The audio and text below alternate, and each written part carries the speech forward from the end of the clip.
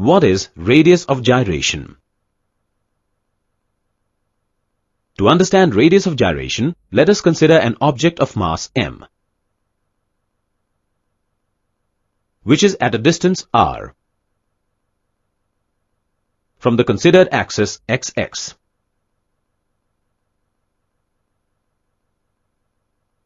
Now, if the mass moment of inertia about the xx axis is 1, then the square root of the ratio between the moment of inertia and mass will give us the radius of gyration. Thus, radius of gyration is the square root of the ratio between the moment of inertia and mass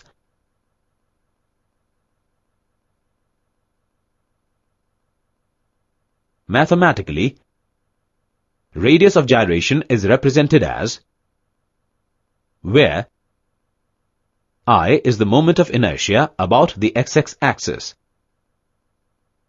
and m is the mass of a body.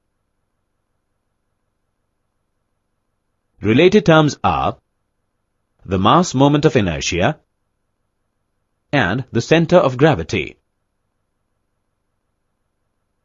Question. Remember keywords. Related terms are remember diagram, remember definition. Hello my dear students, मैं हूँ Meenakshi from VM academy classes Nashik. तो बच्चों, हम लोग देख रहे थे chapter number 1 rotational dynamics और आज है उसका लेक्चर नंबर 12 और आज का हमारा टॉपिक है radius of gyration as per new syllabus. देखो बच्चों, सभी टॉपिक्स में सीक्वेंस से ले रही हूँ, सब लोग इसके साथ साथ बुक भी फॉलो करो, बुक भी रेफ़र करो और बुक में जो सीक्वेंस दिया है वही सीक्वेंस से मैं ले रही हूँ, लेकिन बुक में थोड़ा कम इन्फॉर्मेशन दी है। मैं बेसिक से लेके डेप्थ तक हर एक टॉपिक कवर कर रही हूँ। तो बच्चों, स्टार्ट करते हैं आज का लेक्चर। लेकिन इसके पहले मैं आपको बता दूँ, ये लेक्चर देखने से पहले इसके पहले के जो 11 लेक्चर्स है उनको ठीक से देखो, ठीक से सुनो, ठीक से ऑब्जर्व करो, तभी आपको ये लेक्चर समझ में आएगा। अदरवाइज आपको ये लेक्चर बिल्कुल भी समझ में नहीं आएगा। तो बच्चों, without wasting time I think we should start the today's lecture directly. So radius of gyration, but before to move towards the topic, first of all I would like to revise the previous lecture. तो देखो, हमने previous lecture में moment of inertia क्या होता है ये study किया था। मैंने आपको कहा था कोई बॉडी है, सपोज ये सर्कुलर शेप की बॉडी है, इसको हम लोग ये एक्सिस ऑफ रोटेशन के अराउंड रोटेट कर रहे हैं इस डायरेक्शन में। मतलब इस बॉडी को हम लोग ऐसे रोटेट कर रहे हैं, तो इसका ये एक्सिस ऑफ रोटेशन रहेगा जिसके अराउंड ये बॉडी रोटेट हो रही है। तो एक्सिस ऑफ रोटेशन, ये कंसेप्ट सबको क्लियर है होप सो। मतलब यहाँ का पार्टिकल, वापस एक बार बता देती हूँ, यहाँ का पार्टिकल जो है वो ऐसे रोटेट हो रहा है, ऐसे सर्कल बना रहा है। यहाँ का पार्टिकल ऐसे सर्कल बना रहा है, यहाँ का पार्टिकल ऐसे सर्कल बना रहा है। तो इन सभी पार्टिकल्स के जो सर्कल है उनके सेंटर से, और इन सेंटर्स को अगर हम कंबाइन कर दे तो हमें एक एक्सिस मिलती है जो कि परपेंडिकुलर होती है प्लेन को। उसी को, ये देखो यहाँ पे परपेंडिकुलर है इस प्लेन को, तो उसी को हम लोग बोलते हैं एक्सिस ऑफ रोटेशन। तो ये एक्सिस ऑफ रोटेशन के जो पार्टिकल्स है, मतलब centre of all the circles, वो रोटेट नहीं होते, लेकिन बाकी के जो पार्टिकल्स है ये एक्सिस ऑफ रोटेशन के अराउंड रिवॉल्व होते हैं। और इसी से हम लोग निकालते हैं मोमेंट ऑफ इनर्शिया। तो मोमेंट ऑफ इनर्शिया का फॉर्मूला होता है I = mr²। तो यहाँ पे ये r जो है that is the radius of that particle from the axis of rotation, जिसको हम r बोलते हैं। फॉर एग्जाम्पल, यहाँ का पार्टिकल हमने कंसिडर किया जिसका मास m है और ये r है, तो ये m और r² ये दोनों को मिला के जो फॉर्मूला बनेगा उसको हम बोलते हैं मोमेंट ऑफ इनर्शिया। तो यहाँ पे और एक दूसरा फॉर्मूला हमने स्टडी किया था, that is the summation of mi/ri² and i = 1 to n।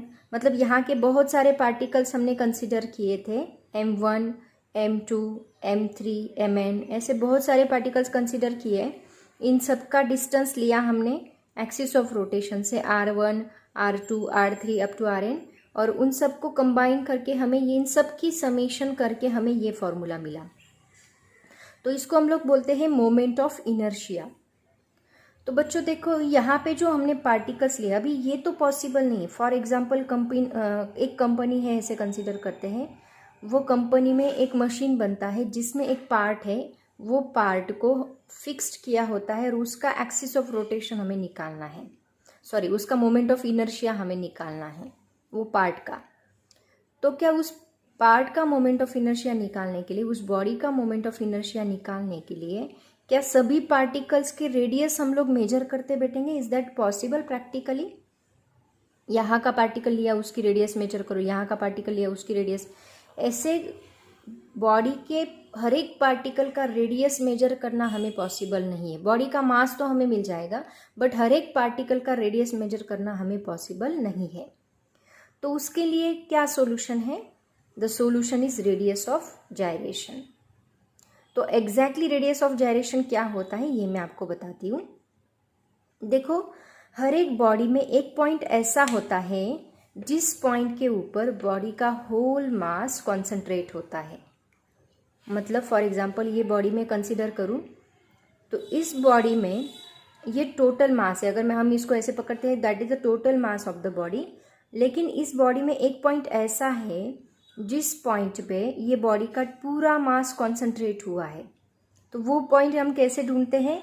जहाँ पे यहाँ पे अगर मैं बॉडी को ऐसे लेके आती हूँ, दोनों पॉइंट्स को यहाँ कंबाइन करती हूँ, तो यहाँ पे मुझे एक पॉइंट ऐसे मिलता है जहाँ पे बॉडी पूरी बैलेंस हो रही है, मतलब नीचे नहीं गिर रही है।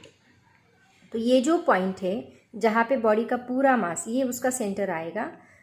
सेंटर भी आ सकता है, सेंटर से दूसरी तरफ भी आ सकता है, पोजीशन कहीं पे भी हो सकती है वो पॉइंट की, जहाँ पे बॉडी का पूरा मास क्या है? Concentrated. Whole mass of the body is concentrated at this point. Suppose ये बॉडी का वो पॉइंट हम लोग कंसिडर करते हैं, इसको मैं रफ करती हूँ, 1 second.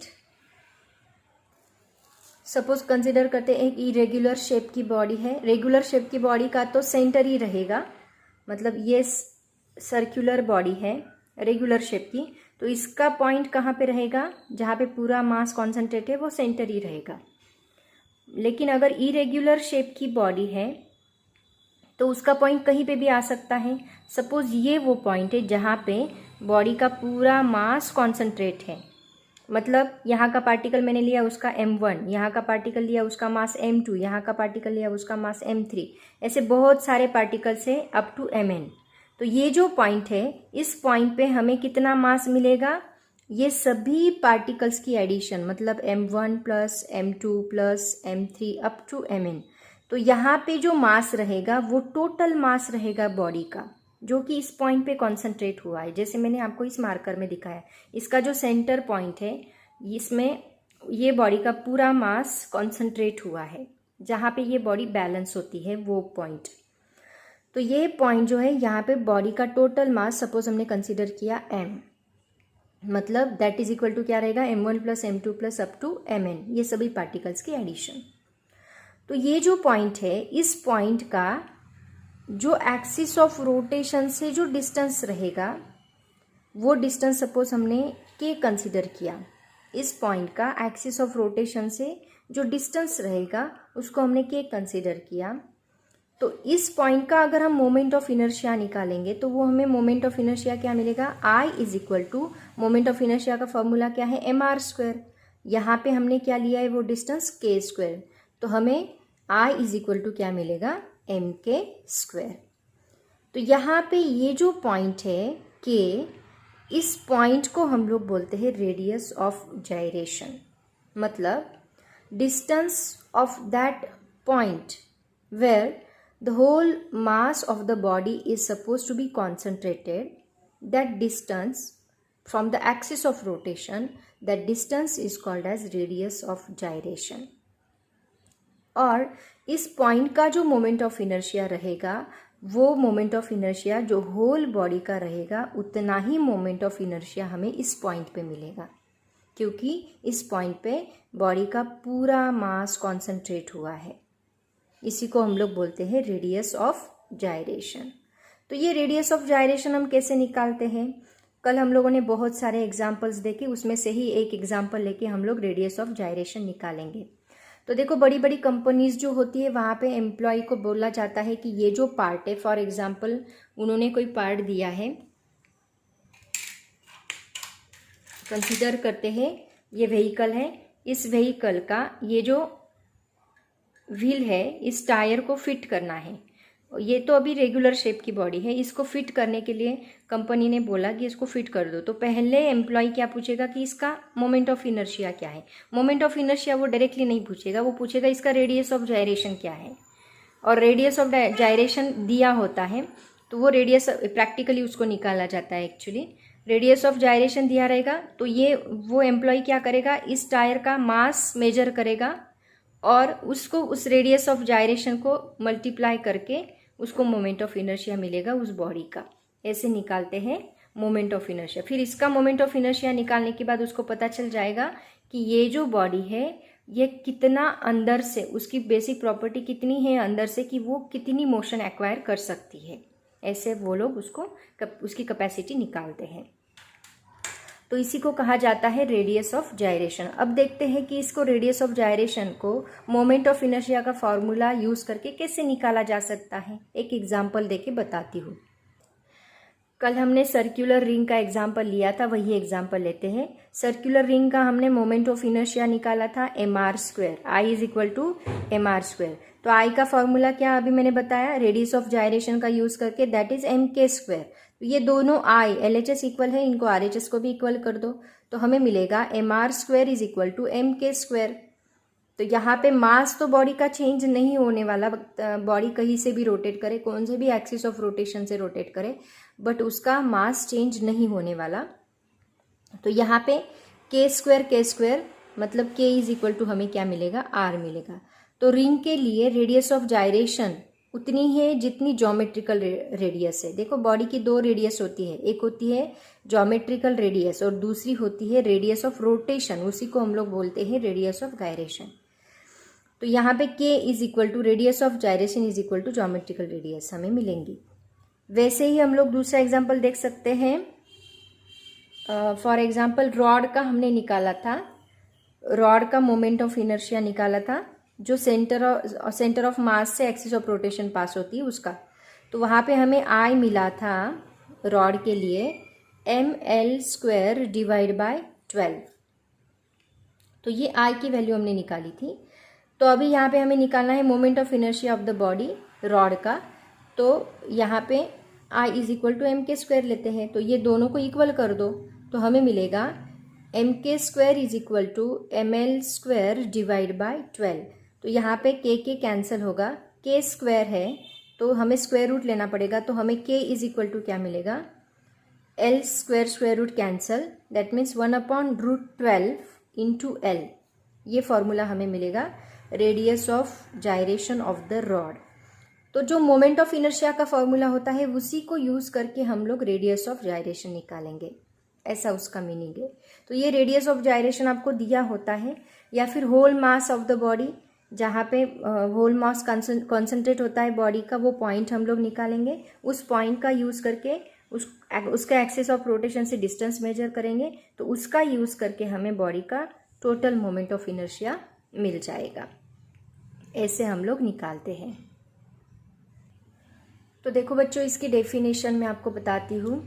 It is the distance between axis of rotation and a point at which the whole mass of the body is supposed to be concentrated so that to possess the same moment of inertia as that of body about the same axis. So this is the proper definition of radius of gyration. No need to write this. I have given the notes also at the end of the video. So how we can find the formula of this radius of gyration is what? As we know that I is equal to mk², पता है हमें ये formula है। तो इससे आप k निकाल सकते हैं। तो k² is equal to m will be shift to that side, that will be divide obviously. तो सिर्फ k चाहिए, दैट इज द k²। तो हमें फॉर्मूला मिलेगा k is equal to √I divide by m।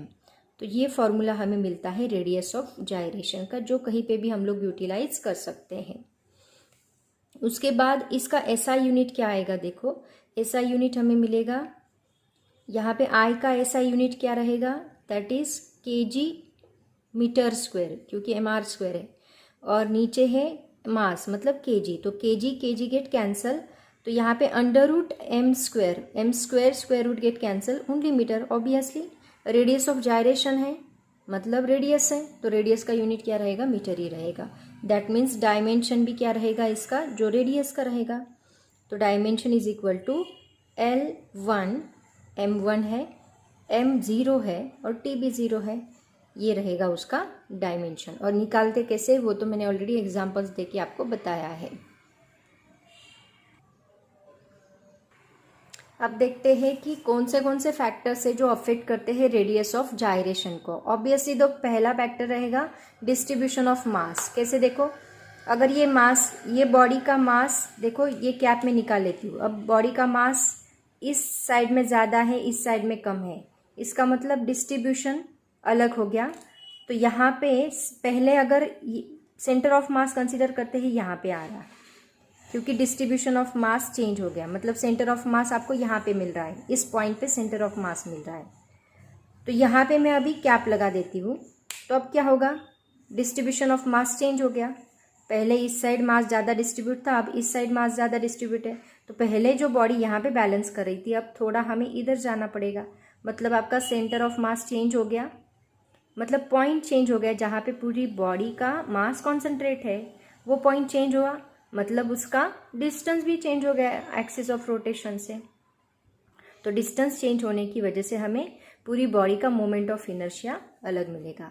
तो यहाँ पे distribution of mass of the body पे रेडियस ऑफ जायरेशन बहुत ज़्यादा डिपेंड करता है।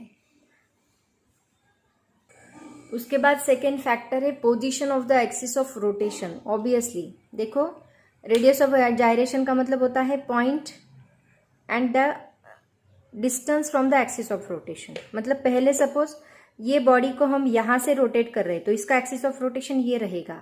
अब मैंने इस बॉडी को यहाँ से रोटेट किया, तो इसका एक्सिस ऑफ रोटेशन ये हो गया।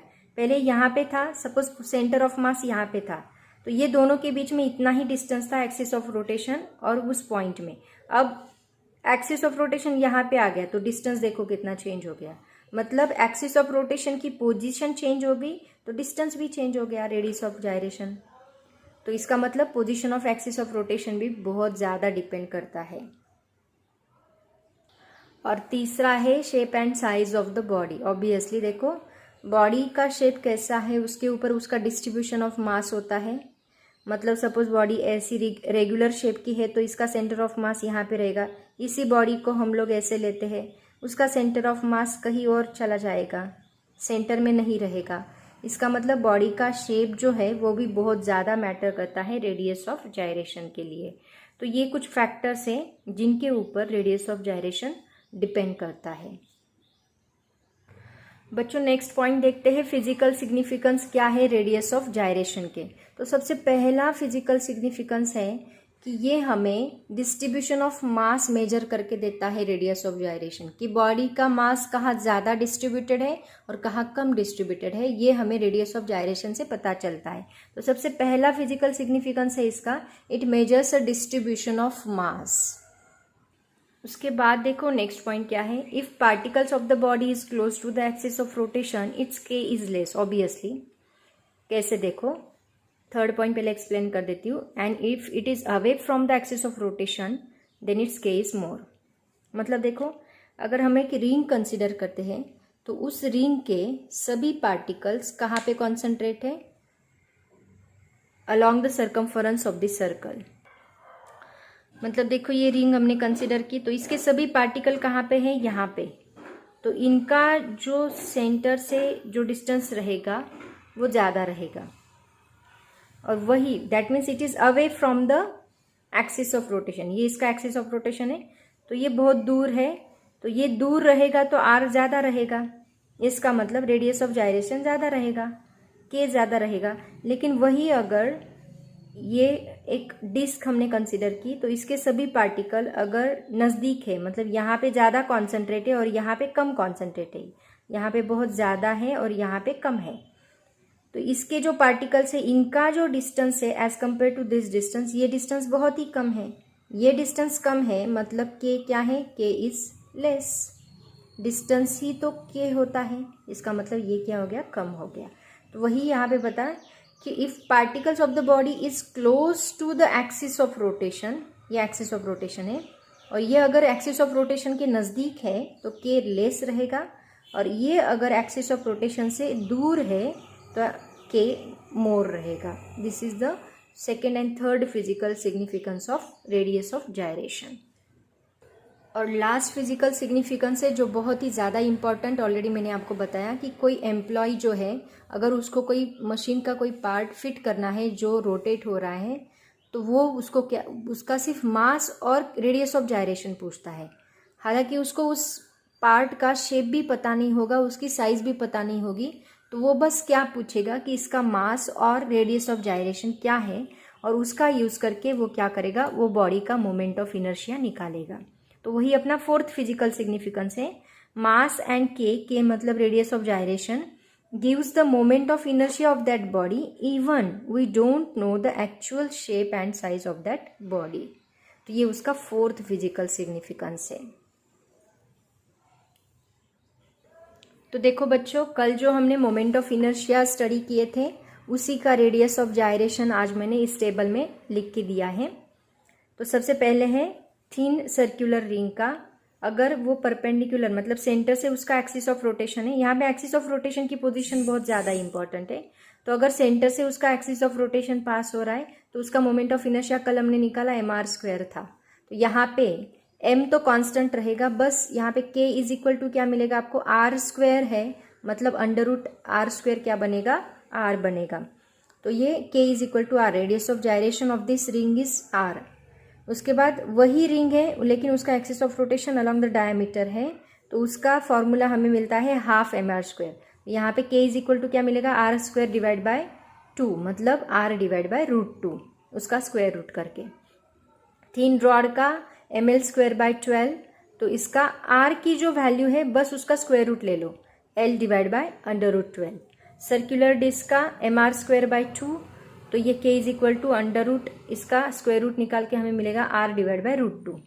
मास निकाल के बस रेडियस का स्क्वायर रूट ले लो। सर्कुलर डिस्क है, अगर डायमीटर से एक्सिस ऑफ रोटेशन पास हो रहा है तो इसका moment of inertia mr² by 4, k मिलेगा r डिवाइड बाय 2। ऐसे ही हॉलो सिलेंडर का एक्सिस ऑफ सिलेंडर से पास हो रहा है तो इसका फॉर्मूला होता है mr², तो k इज इक्वल टू हमें r मिलेगा। सॉलिड सिलेंडर का mr² बाय 2 और k is equal to r by √2। And solid sphere का एनी डायमीटर, सॉलिड स्फीयर से कौन से भी, यहाँ से पास करो, यहाँ से पास करो, यहाँ से पास करो, कहीं से भी पास करो, उसका फॉर्मूला होता है 2/5 mr², तो k इज इक्वल टू हमें मिलेगा √2/5 r। तो ऐसे हम लोग रेडियस ऑफ जायरेशन निकाल सकते हैं। इसको मैंने डिटेल में एक्सप्लेन किया, आपके बुक में बस इसका फॉर्मूला दिया है, बाकी कुछ भी नहीं दिया है, बट मैंने डिटेल में इसको दिया है। और इसका जो ये जो मोमेंट ऑफ इनर्शिया है आपके बुक में एक टेबल दिया है चैप्टर के एंड में, तो वो टेबल में बहुत सारी बॉडीज़ का मोमेंट ऑफ इनर्शिया उन्होंने फॉर्मूला दिया है, तो वो आप यूज़ कर सकते हैं। वो फॉर्मूलेस कॉम्पिटिटिव एग्जाम्स के लिए बहुत ज़्यादा इम्पॉर्टेंट है। तो देखते हैं आज के नोट्स। देखो, कल हम लोगों ने पेज नंबर 59 तक लिया था, तो पेज नंबर 59 में हम लोगों ने ये टेबल स्टडी किया था। उसके बाद ही मैंने कंटिन्यू किया है टॉपिक रेडियस ऑफ जायरेशन, और ये उसका डेफिनेशन है, उसका फॉर्मूला और SI यूनिट, डायमेंशन, सब कुछ मैंने लिख के दिया है। उसके बाद हमने लिया एक एग्जाम्पल देके मैंने इसको एक्सप्लेन किया है, उसके फैक्टर्स और उसका फिजिकल सिग्निफिकेंस। और ये वो टेबल जहाँ पे मोमेंट ऑफ इनर्शिया दिया है कुछ बॉडीज़ का, और उनका रेडियस ऑफ जायरेशन भी दिया है।